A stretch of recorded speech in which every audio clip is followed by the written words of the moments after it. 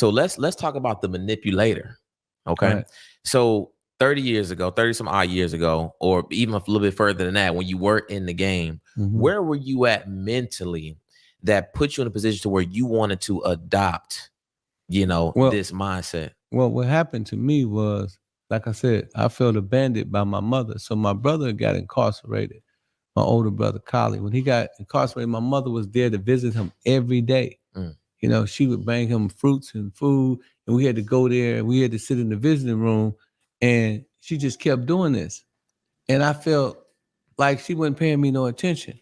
So I gained a disdain for my mother. You know what I'm saying? I was like, she tripping. Wow. And then, when I was when I was like maybe 3 years old, I was molested by a woman that my mama had babysitting me. It was a big old dark-skinned sister, I never forget. So she molested me.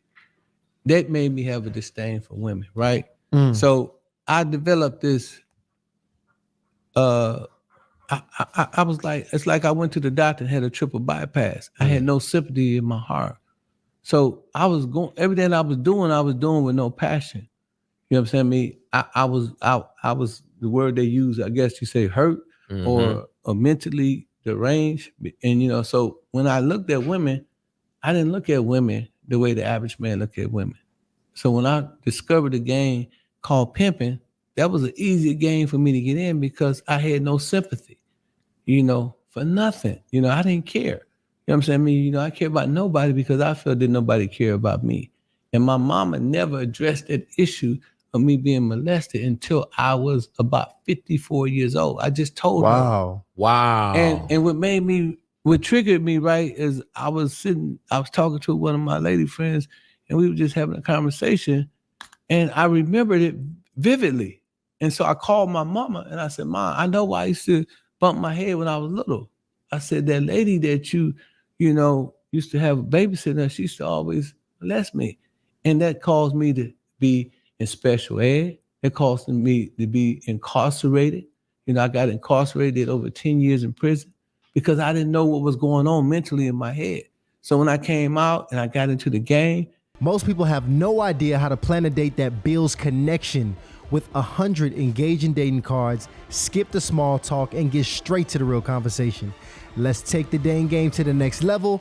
Click the link in the description and use discount code CLIPS for 10% off.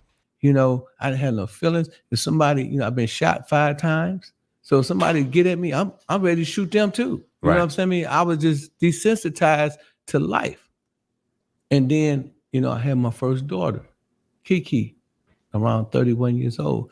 And that's when my life changed. You know what I'm saying? And I said, I was 29 when I had Kiki. And I said, I got this little precious thing in front of me I got to take care of. You know what I mean? And I started being more sympathetic.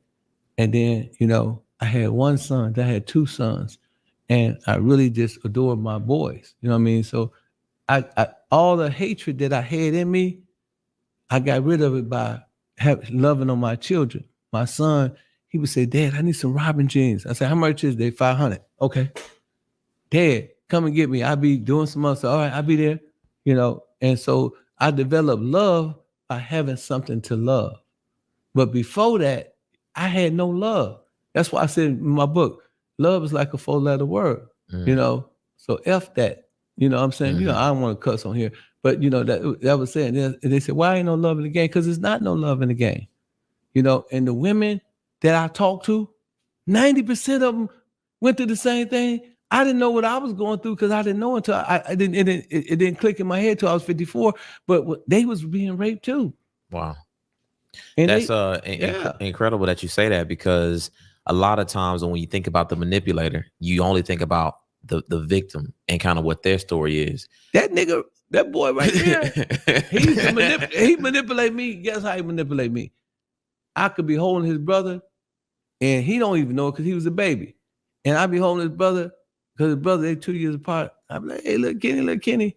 And he'd cry like crazy. I put his brother down, pick him up.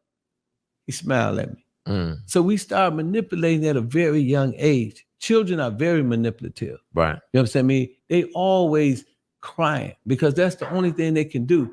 when the child wants you to change their diaper, they cry. When the child is hungry, they cry. When the child wants some attention, have you ever, I don't know if you have any kids, have you ever had somebody like a cousin or auntie come over and your child is right there and you could just merely just touch that other child and your child will go crazy and start crying and pulling on you? That's manipulation. It's an early trait that we have to learn. And it's a survival tactic. Right. You know what I'm saying? It's a survival tactic. You know, your mind manipulates you all the time. Tell you want things that you really don't want. You know, I mean, people practice it, don't even know they're practicing it. You know, it's just some people have special interests that they practice in.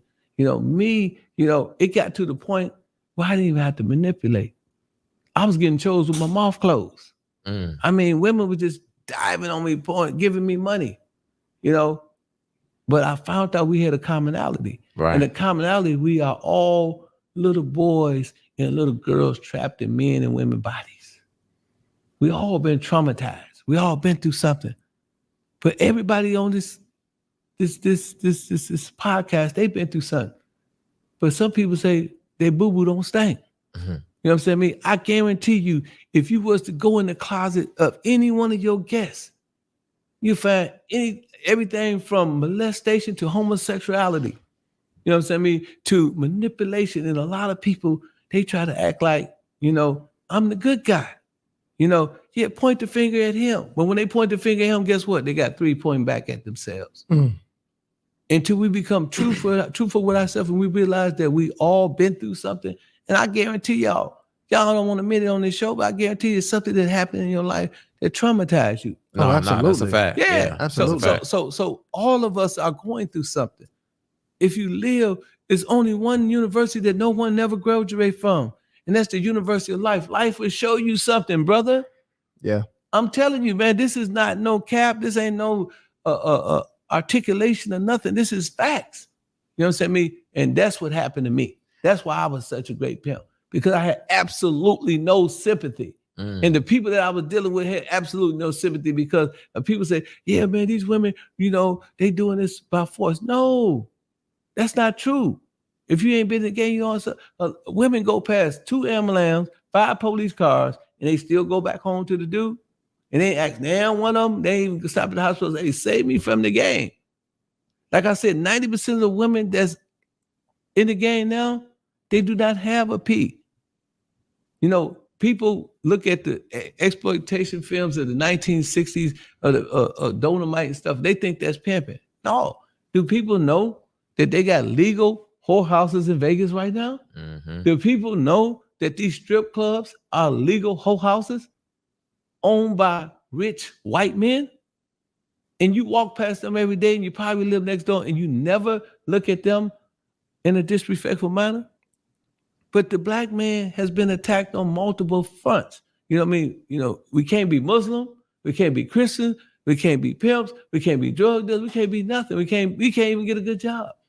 You know what I'm saying? Me without being, you know, considered something. You know what I mean? And that's and what sisters need to understand is that ain't nobody had it worse than the black man in America.